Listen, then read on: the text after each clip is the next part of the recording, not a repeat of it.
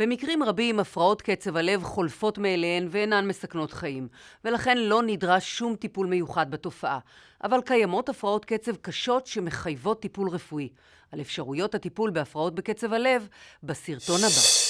כאשר הפרעת קצב היא מפריעה לאיכות החיים, היא יכולה להיות מסוכנת, היא חוזרת לעצמה, אנחנו מטפלים בהפרעת קצב, והדרך הקלאסית, הראשונית, בטיפול בהפרעת קצב זה שימוש בתרופות. התרופות האלו נקראות תרופות אנטי-אריתמיות, כלומר, תרופות שהן נגד הפרעת קצב. יש מגוון רחב של תרופות. המטרה בשימוש בתרופות הללו זה לשנות את התכונות החשמליות של הלב, על מנת למנוע את הפרעת קצב, ולמנוע מהפרעת קצב לחזור שוב בעתיד.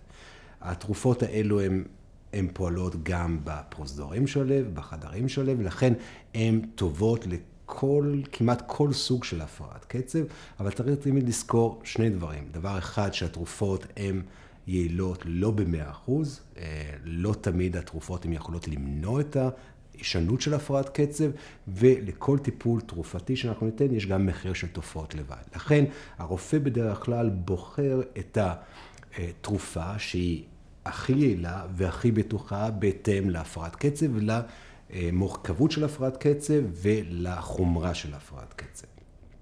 טיפול מאוד חשוב, שבעצם זה המצאה ישראלית, זה שימוש בדפיברילטור.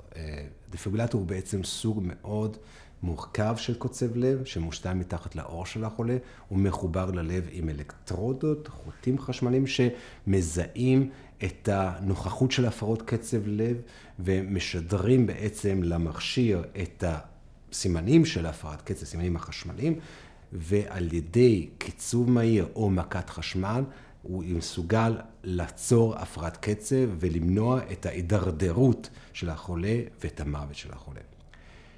בדיקה שאנחנו מבצעים יותר ויותר בחולים שסובלים מהפרעות קצב, בעיקר בחולים שלא מגיבים לטיפול תרופתי או התרופות הן גורמות לתופעות לוואי, זו בדיקה אלקטרופיזיולוגית. מה זה בדיקה אלקטרופיזיולוגית? זה סוג של בדיקה פולשנית של המערכת החשמלית של הלב, סוג של צנתור.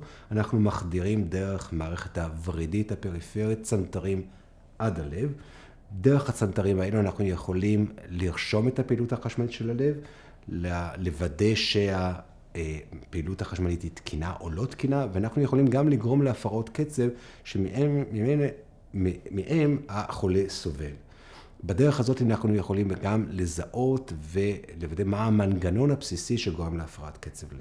בנוסף לכך, במהלך של בדיקה אלקטרופיזיולוגית, אנחנו יכולים גם לטפל בהפרעת קצב לב על ידי מה שנקרא צריבה או אבלציה. ישנם קתטרים, צנתרים, שברגע שמוחדרים ללב של החולה, אנחנו יכולים לכוון אותם לאזורים קריטיים שמחזיקים את הפרעת קצב, והקתטר עצמו על ידי חימום של הרקמה או קירור של הרקמה, בעצם משנה את התכונות החשמליות של אותו אזור, ובדרך הזאת בעצם הפרעת קצב היא נפסקת ולא חוזרת לעצמה. לסיכום, יש כרגע מגוון מאוד רחב של טיפולים שאנחנו יכולים להציע לחולים שסובלים מהפרעות קצב לב, כאשר נדרש טיפול.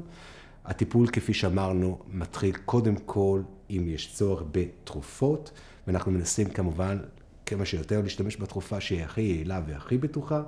כאשר הטיפול תרופתי לא מצליח או גורם לתופעות לוואי, אנחנו יכולים להציע ברוב המקרים, ברוב הפרעות קצב, טיפול על ידי צריבה, על ידי אבלציה, על מנת להחזיר את החולה לאיכות החיים הטובה ביותר ולהבריא אותו מהפרעת קצב שממנו הוא סובל.